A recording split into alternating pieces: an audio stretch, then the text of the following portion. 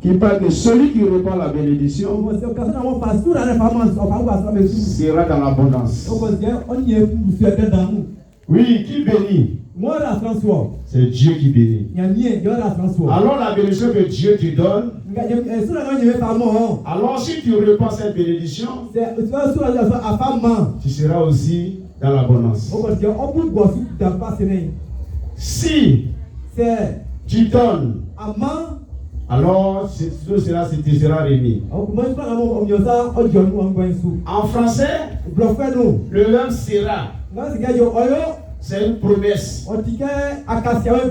C'est une promesse qu'on fait ici.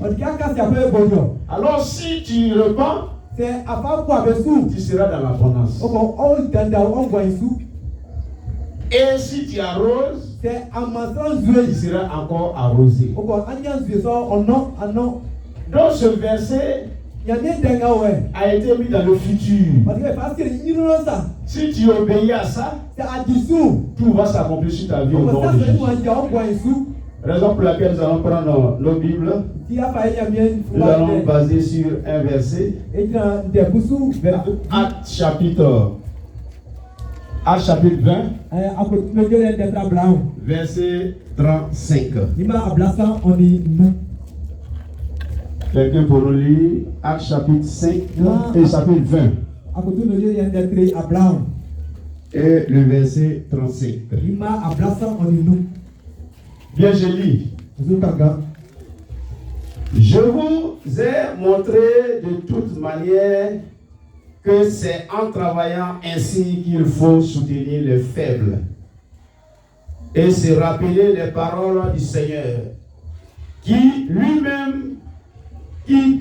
a dit lui-même, il y a plus de bonheur à donner qu'à recevoir.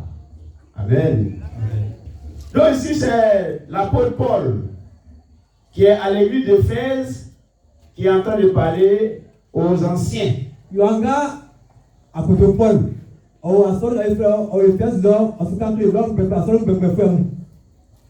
Il dit que lui-même, en tant que serviteur de Dieu, quand nous lisons le dessus, il n'a pris ni or, il n'a pris ni argent, il n'a pris ni habit de quelqu'un. Mais c'est lui-même qui a servi. C'est cela qu'il a de dire aux anciens de l'église d'Éphèse. Et il te dit cela aussi ce soir. En tant que disciple de Jésus, tu n'as pas à attendre ta main. Mais c'est toi qui dois donner. Il a dit de travailler. Alors tout chrétien, tout disciple de Jésus doit travailler en quoi faisant? Il doit travailler à soutenir les malades, en priant pour les malades. Il doit soutenir qui? Ceux qui sont faibles moralement, qui sont abattus. En tant que chrétien, tu dois les soutenir en travaillant, en leur donnant la parole de Dieu, en faisant de sorte que la personne qui est faible moralement puisse encore se retenir. Et tu dois travailler encore pour qui? Pour ceux qui ne viennent plus à l'église. Ils sont affaiblis spirituellement. C'est le travail d'un chrétien. Et c'est ce que Paul a fait. Ceux qui sont affaiblis spirituellement, toi en tant que chrétien, tu dois faire le travail pour que cette personne-là puisse être nourrie spirituellement et qu'il puisse redevenir encore disciple de Jésus-Christ. C'est ce que Paul a fait. Et il te dit ça ce soir. Si tu vois quelqu'un qui est malade, ton travail, il faut le soutenir. Si tu vois quelqu'un qui est faible moralement, qui est abattu par ses problèmes, toi de le soutenir. Spirituellement aussi, en ce moment précis, tu dois te nourrir de la parole de Dieu. Que celui qui est en train de se tromper du chemin puisse revenir à ses pas. C'est ce que Paul veut dire aux anciens de l'église d'Éphèse. Oui, en tant que aussi toi disciple, Paul s'adresse à toi ce soir dans le nom de Jésus. Et le passage le plus important, la raison pour laquelle nous sommes ici, et puis Jésus qui lui-même l'a dit, il y a plus de bonheur à donner qu'à recevoir.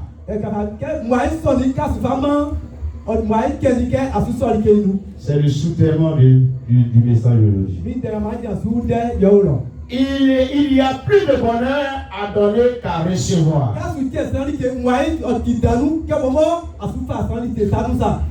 Le grand papa a déjà parlé de dîmes et d'offrandes. La sémence et de la libéralité. Nous allons prendre une histoire de deux hommes que Dieu a bénis. Nous prenons le livre de Luc et Ruth. Ruth chapitre 2, versets 15 à 16. Je vais lire parce que vous n'êtes pas prêts. Puis elle s'éleva pour clamer. Boaz donna cet ordre à ses serviteurs. Qu'elle clame aussi entre les germes et ne l'inquiétez pas. Et même vous ôterez pour elle des germes quelques épis. Que vous la laisserez glamer sans lui faire de reproche. Bien ici, l'âme bienfaisante même et celui même qui arrose.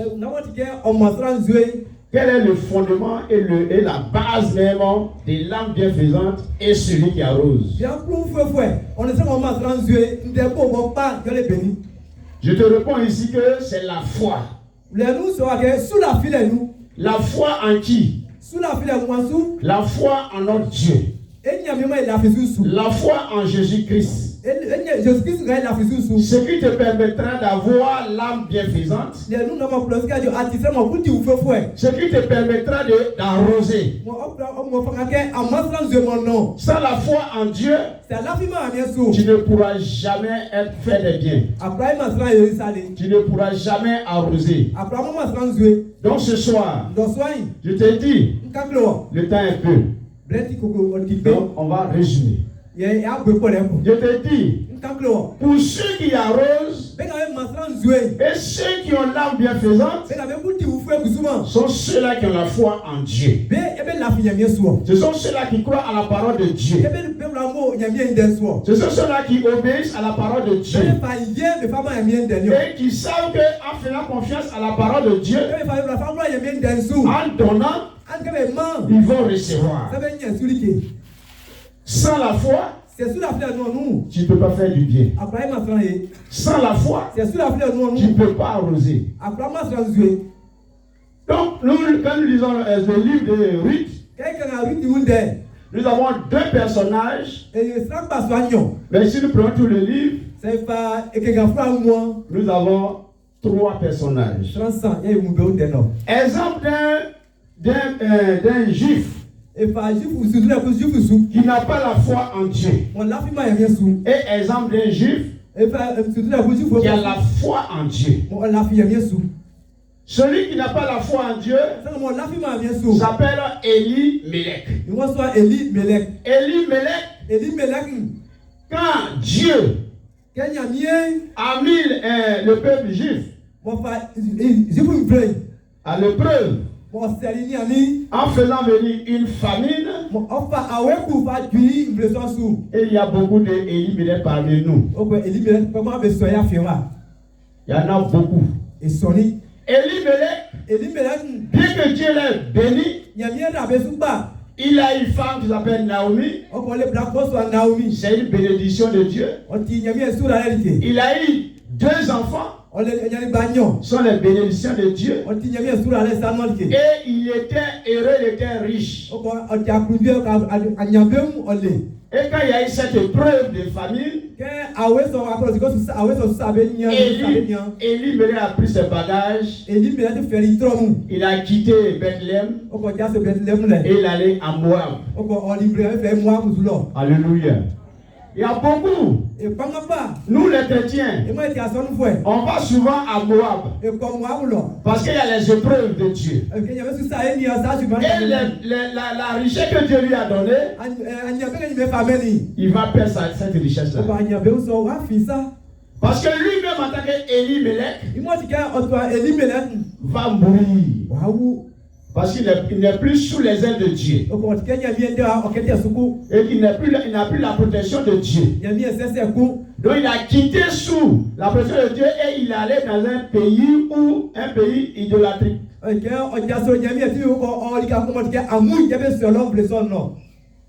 Et il a perdu toute la richesse que Dieu lui a donnée. Alléluia. Donc, peuple de Dieu, l'exemple d'Élimélec, je donne ça ce soir pour te dire que la bénédiction que tu as eue en Dieu, que Dieu t'a donné, quelles que soient les intempéries, ne fuis pas. Reste là. Reste là. Parce que Élimélec, comme la femme soumise qui s'appelle Naomi, elle a suivi son mari.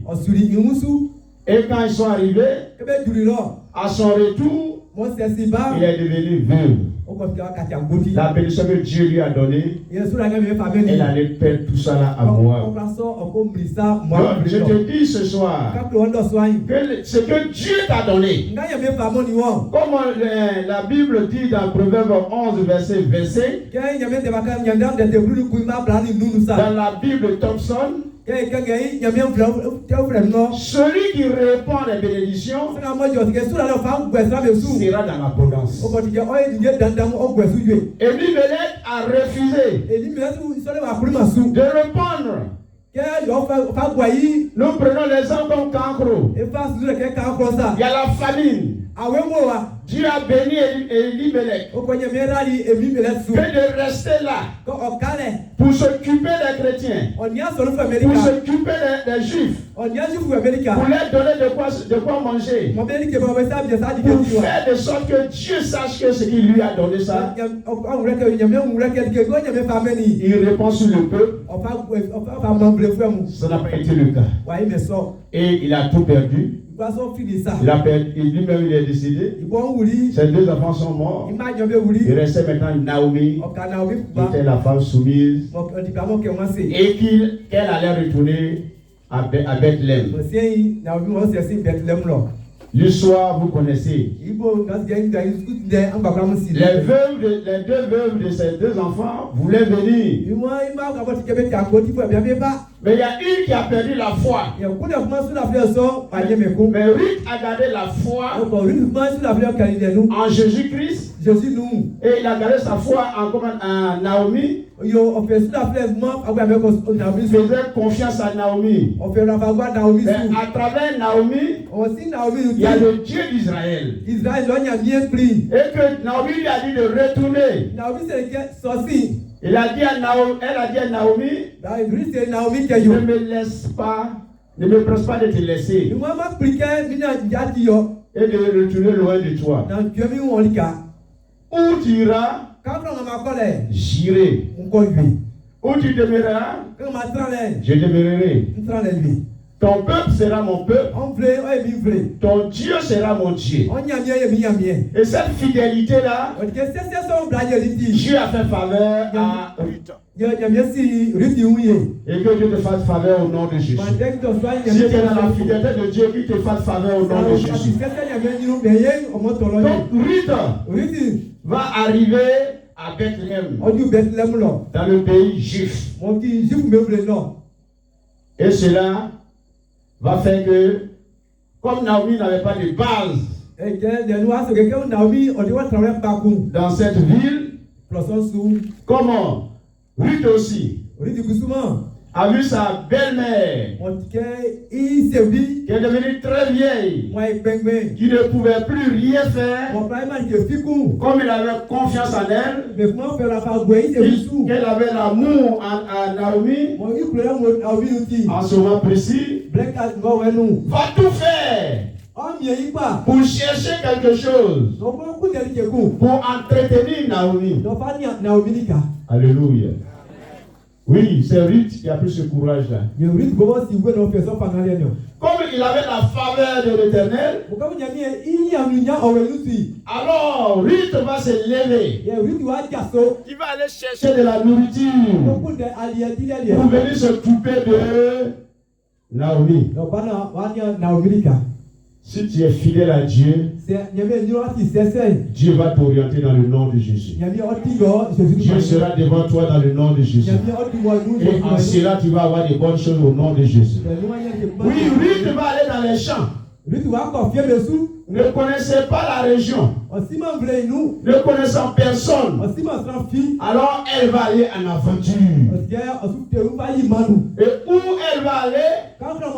Elle sera dans le champ d'un monsieur qui s'appelle Boaz. Que tu arrives dans le champ de Boaz au nom de Jésus. Que tu arrives dans le champ de Boaz au nom de Jésus. L'homme généreux, quelles que soient les intempéries qui sont arrivées à Bethléem, la ville qui allait voir naître le Messie, Boaz n'a pas quitté Bethléem. Et il s'est occupé de tous ceux qui étaient affamés dans cette ville. Voilà pourquoi ce que Jésus m'a dit. Il y a de bonheur qu'à donner qu'à recevoir. Donc, Boaz va s'occuper du peuple. Il va s'occuper de son environnement. Va s'occuper de ceux qui sont nécessités. Généreux qu'il soit. Donc, Boaz. Il y a moins de Boaz dans notre église. Dans nos églises, il y a moins de Boaz. Mais il y a beaucoup d'éliminés. Boaz est disposé. Il a eu foi en Dieu. Il a vu que la fin qui est venue là, c'était la main de Dieu. Et que s'il persiste, alors Dieu fera mieux que ça. Et quand il a fait, il est resté. Il a traversé les épreuves. Il s'est occupé de ceux qui pouvaient s'occuper de lui. Il avait la main facile. Il ouvre la main. Il donne. Je demande de donner aussi au nom de Jésus. Oui, il donne. Il faut donner. Voilà pourquoi nous sommes là. Donc, dans cette convention, c'est le nom de donner. Le chrétien ne doit pas attendre la main. Pour demander, il faut donner. Le Seigneur Jésus-Christ m'a dit, mieux vaut donner, il y a du bonheur dedans. Il y a du bonheur dans le donner. Mais refusez qu'on vous donne parce que tu ne veux pas en bénéficier. Ce soir, il faut que tu saches cela. Le chrétien ne doit pas demander. C'est une personne qui doit te demander. Et toi, dans ta vision, quand tu vois, tu peux donner. On n'a pas besoin de te demander. Voilà pourquoi grand pasteur ce matin, la libéralité. Dans la libéralité, il faut que tu sois disposé d'abord. Si tu es disposé, en donnant, en ce moment précis, Dieu qui sont le cœur, ils savent que tu as donné ça avec bon cœur. Et la récompense va tomber au nom de Jésus.